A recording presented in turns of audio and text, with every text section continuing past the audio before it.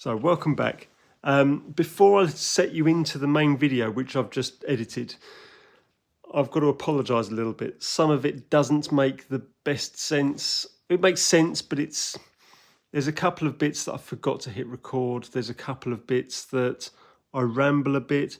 And as always, the methods I use are the methods I've chosen to use. They may not be the best methods. There are always other ways out there, but it's the way I've chosen to do it. Maybe it's because it was the easy way at the time. Maybe it's because of the machinery I've got. Maybe it's the time I've got. Maybe it's the materials I've got. So, with that in mind, please do take a watch and let me know what you think in the comments. I was tempted to not put this out, but being part of a series, it had to go out really, otherwise it leaves things unanswered. So, I'll see you later. Hello and welcome back to the workshop. Hopefully you've been following the videos I've been going on recently. I am today going to be continuing with Speedy and the piston valves. So last time round we had a look at the pistons, put new piston heads in, new piston rings. That's all back together, although I haven't put the cylinder covers on yet. But I figured I'd get the pistons done as well. One of the piston valves was good, but the other valve here has a chunk missing. I don't know if you can see that. And the rings were stuck, and by the time I managed to free off the rings in those grooves, they were then bent. Whereas the rings in the other side are looking pretty good. But maybe whatever. I've got to make a new piston valve head and new rings, so I might as well make 4 rings. Got a bit of cast iron to make the valve out of, and I think there's some bronze over there I can make the rings from. So, just in case anyone's not quite sure what the piston valve does, I happen to have a couple of old valve liners from this engine actually, but from its old blocks. So what we have, that is where the steam goes into the top of the cylinder. These are the passages or the ports which lead down to each end of the cylinder, and these are the exhaust ports for the exhaust steam to go back up the chimney. I've attached a valve to a bit of rod. This is a valve that didn't work. I think I made it out, I think this one's stainless. But maybe I'll see what sort of fit it is. It might be that I could get away with putting rings on there. No, don't do it properly, make new ones. So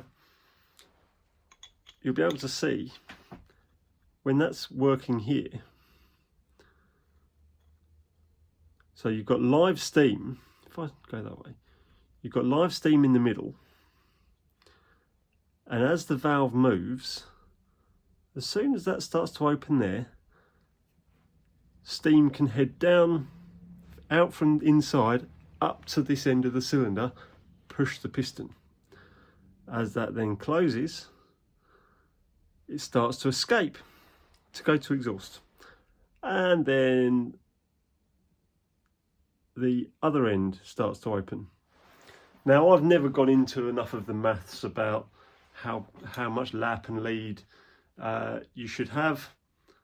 Maybe I should look into that and see if I can improve, but I tend to think that's all been done by somebody in the past. It used to go pretty well. I just want to get it back as it was. So we are going to remove this bobbin from the spindle, which means one end or the other, knocking out that or that taper pin, probably that one, there's a bit more sticking out. Knock the taper pin out, keep that collar, and then slide the belt bobbin off, make a new bobbin. I'm going to rough it out now. I might drill the hole up the centre, do all the heavy machining on it, because it needs quite a bit coming off the diameter, do all the heavy machining on it, get it down to just a couple of cuts left, and then leave it. Leave it overnight. Take the last couple of cuts when it is cold, or when it's cooled down to room temperature. That way, I have known people do all the machining, really hot, too hot to touch, made it a nice perfect fit. The next day it's sloppy because it's cooled down. Hopefully it wouldn't contract that much, but it's enough to take into consideration. So that's where we're going to go now. Off to the lathe, start machining this. So this is now been left overnight and machined to size. So that is possibly a thou too big. So I'm hoping that won't fit at the moment, but we won't know until we've finished it. The next stage is to make the actual heads and get everything the right dimensions. So let's refer to the drawings and previous ones and see what we've got. So I've actually found that one was made to the drawings. However, these two are ever so slightly too big, about 15 thou too long. I haven't actually checked the size of the heads yet, but certainly overall length was too long. But what I'm going to do is machine to the overall length and then machine the head sizes down from the ends.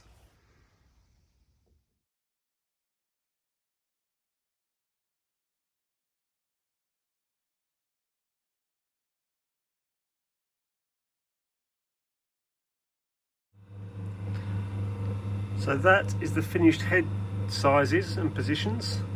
I just need to take away all of this from the middle and get it down to roughly that size. So you don't need to see that. I will get on with that behind the scenes and get back to you very shortly. So I've taken that right down. What I've also done is used a radius tool in the corners. It probably could have done with being a bigger radius, but it's not going to hurt as it is. My theory being that the radius will start to divert the steam around the bends rather than the steam getting stuck in the corners. I know it's under pressure, but anything you can do to make it a bit smoother is better. So that's where that is. I mean, the old ones didn't have it. So in fact, nope, those ones didn't have it either. But I don't see that it's going to hurt. It might help divert the flow of steam down to the passages. So that's where that is. All that's left now is I need to drill the hole up the middle, part it off. Then I can try it in the bore, and if it needs anything off, it can be polished. I'll grip one end in the, or actually I'll put a centre in this end, so I'll do it between centres and just polish the ends until they fit. So here we have the valve, just straight out the lathe. I'll say straight out, I parted it and I spun it round, held it in the collet chuck and just faced the end where I'd left it slightly proud. So it's bang on the same length as the old, but I don't know if you can see there's a slight shoulder there. So although it's the same size head, the heads are also the dimensions in the drawings, but it is ever so slightly longer on that little boss to make it fit the gap that the old valve was in. I've put it back on this spindle, which my dummy one was in when I was demonstrating the liner earlier. The dummy one, the old one. And what I'm going to do is I've just offered it up to the bore and it starts to go in, but it goes a bit tight. So it might be unconventional, but I am going to gently tap it all the way through. As long as it's gentle, I think it'll be all right. If I started getting rough with it and having to really drive it through, I think I'll be doing some damage. But if I'm just gently tapping it, hopefully it'll just finish off that diameter to the right size. But we'll see what happens. And then I can put some mold grips on the end here and tap the mold grips to tap it back out if need be. So I'm going to do that and then we can see what happens after that.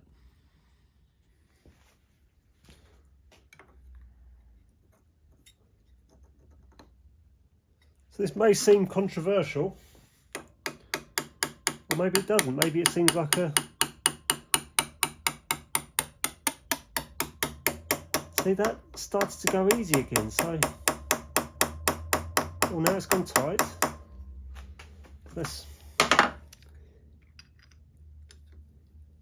But I have heard of it being done, and it worked for the people that told me about it.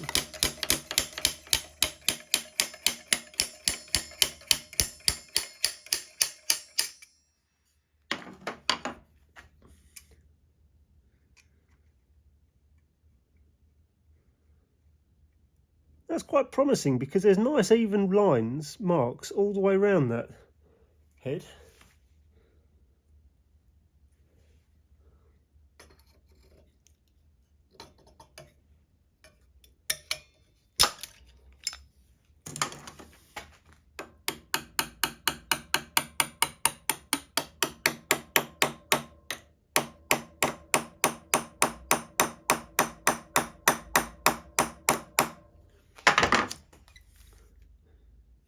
But it gets a bit tight.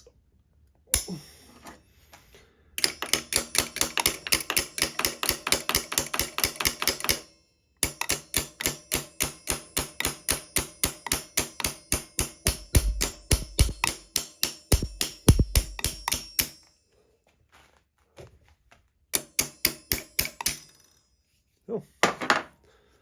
I'll carry on with this and I'll show you what happens afterwards. So I've turned the valve round and tried putting it through the other way, and it got stuck sooner. So I think one of the heads must be half a thou bigger than the other one for some reason. So I'm going to stick it on the lathe between centres and just hit it with some emery cloth. Fortunately, that raised bit on the edge that I just mentioned gives me an indicator of which end's which, so I can see which one I need to be working on. Oh, that was almost a drop. There's now where you can see some quite nice wear marks around the end that went in first, but the other end doesn't seem to be doing much. I think it's just getting stuck too soon. So emery cloth that end and leave that one for now. Just emery cloth this one, polish it down a little bit more, and then see where we go from that. So I am going to put rings on this. I kept thinking I could just try oil grooves and see what happens. I'm going to put rings on. I think that probably would be all right, but I'm going to put rings on same way as I had on the other side. There's a bad ring that's come off, but check out my previous video if you haven't already, and you'll see me making rings for the piston, but it's exactly the same process for the valves. I will be machining the piece of bronze to 40 thou bigger radius than, sorry, 40 thou bigger circumference than the size of the bore. Cut it, fit it, clean it up, check it fits, fit it to the valve, machine grooves in the valve to suit, and then put it all together. And that's where I'm about to see you. So while editing the video, I discovered that a lot of what I said got very rambly, very repeaty, and it didn't really make sense. So I'm going to summarise and cover the gap. So the piston valve heads looked like they were wearing all the way around and nice and consistent, but I did decide to put rings on them as well, which you can catch up on how I made them on the previous video for the piston rings. Exactly the same method, just smaller. They're now fitted. Before it's worth connecting them and starting to time it, I need to get the covers on the end of the cylinders. So I've given them a quick clean up with a rag, the cylinder, front of the faces of the cylinders, oh, missed a bit there, faces of the cylinders and the cylinder covers. But what I've also done, I've already done it to this one and I'm about to do it to the other side, is I've just used a small file and in a couple of spots just filed a slight chamfer so that when it's on and in place, when it's been on for a while, there's a couple of slots that I can put a screwdriver in just to tap in and or put in a lever. So it's already got somewhere that I can get hold of it to push it out. So I will carry on with this. I will get the other one done and I will use some, while I'm here actually, I'll just show you what I'm doing. I've got this high temperature silicone and I'm just going to put a little smear on. Doesn't need much because it's being squashed really thin and you don't want it going where you don't want it. Annoyingly though, the place where you want it the least is up the steam passage. And I don't know if you can see from the camera angle you're at there, but where the steam passage is underneath the valve, there's not much of a landing there. So I need to be really careful just smearing it round the outside in that area. And in fact, I'll just do a little bit there. So, having put a little bit between each screw hole, I'm just going to spread it around a little bit. And if you can see, I'm just sort of pushing it into the gaps on the, need a little bit more. Give myself a little supply. Just make sure there's a complete ring of unbroken sealant all the way around. Now I know there's going to be people out there saying you really should knock a gasket out. And I do sometimes knock out gaskets, but it's a bit awkward with this. Plus, I've always had pretty good luck with these. So, as I said, I'm being careful in the area where the steam passage is. Left a bit of a slightly less thick area. And we'll get this bolted onto the engine. There we go. I'll get that bolted on. In fact, I might just offer it up.